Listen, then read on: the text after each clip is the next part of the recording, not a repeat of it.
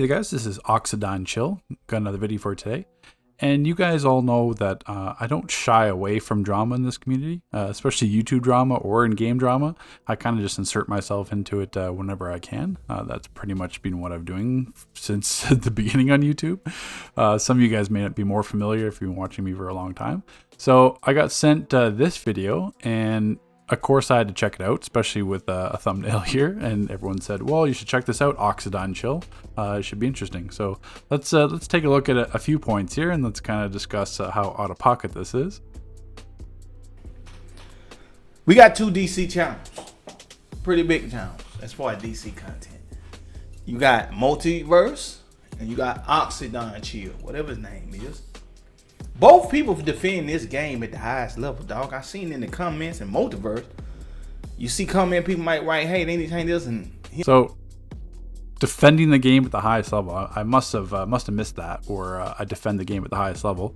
I mean, did I defend the game at the highest level when I was talking about all those things missing from the tutorial, or how much of a joke the power set and weapon descriptions were in the character creation? There's like half that video, half an 11-minute video is me roasting like the developer's choices in terms of how to rate the power sets and weapons.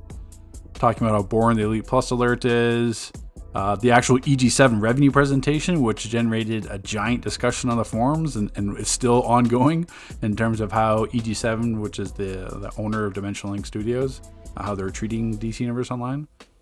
Or how much I'm talking about how boring this new content was, you know, how much I roasted Save the Universe release, all the videos addressing artifact swapping drama, what content was missing and how much Elite Plus has become so much easier and raids have become so much easier, bunch of artifact swapping drama videos I was talking about.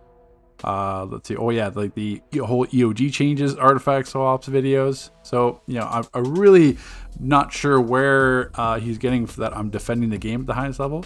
We're also talking about it's fair to say I'm the only player in the game's history that got suspended in game based on a YouTube video about a developer. So I didn't break any terms of service, didn't do anything in game, absolutely nothing in game. From a YouTube video talking about a developer, I got suspended for 2 weeks. So tell me more how I'm defending the game at the highest level.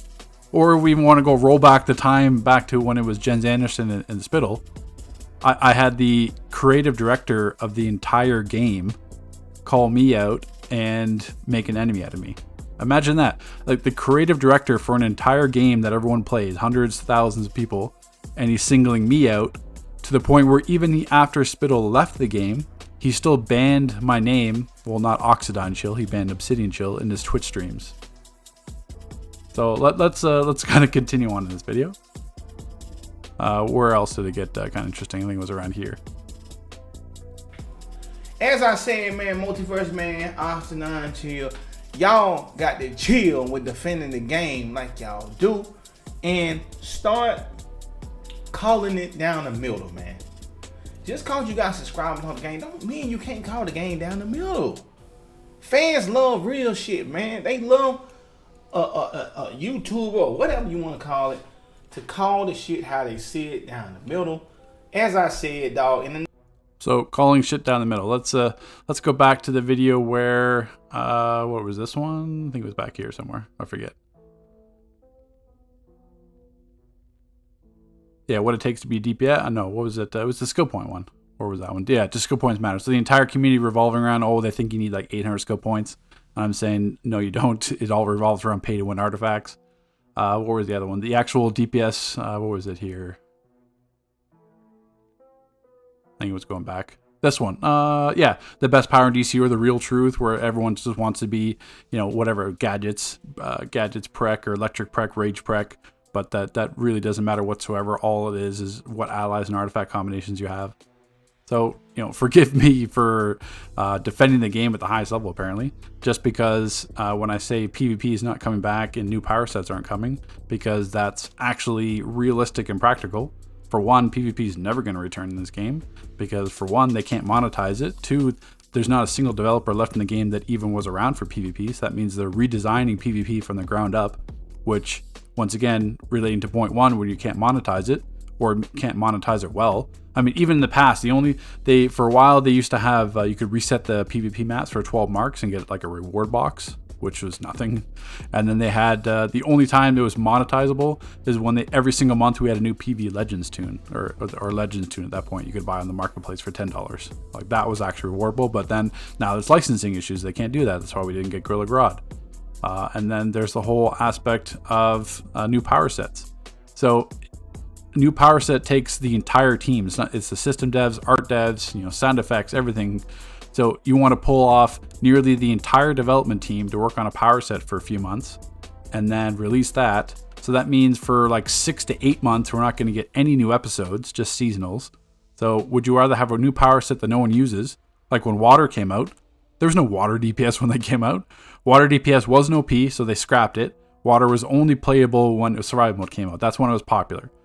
Like, name me another time where people have actually switched to Water on purpose. It's only for survival mode because of the shielding. There wasn't anyone switching to Water DPS on purpose. Well, I guess I should say there was a time where Precision DPS switched to Water because you could use the reset on the weapon buff for a Neovenom boost. Not Neovenom boost, weapon risk dispenser. That was the only time the Water Prec would switch because they could reset the weapon buff for the longer duration. But even that was changed. So no one has switched to Water Might because it was OP.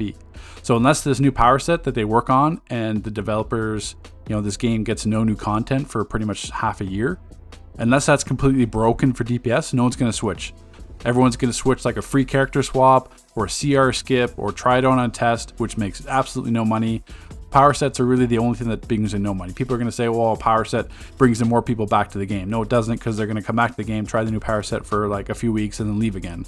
Because, unless you're really hoping that they're going to buy artifacts, allies, rebuild badges, and everything else. What brings people back to the game is content, not a power set. A power set is just a flashy little gimmick to sell the game. What actually brings people back to stay is engaging content, which is another discussion I'm going to have, because once again, I'm going back to not defending the game because content is terrible right now. So I want to cover that in the future. So yeah, once again, really hilarious out-of-pocket video. I mean, I'm not going to touch on multiverses aspect of it. I mean, multiverse is multiverse. But I mean, pretty much everyone knows multiverse at face value. But for me, that's pretty funny for an Oxidine Chill to be considered defending the game at the highest level. So take care, guys. We'll see you in the next video.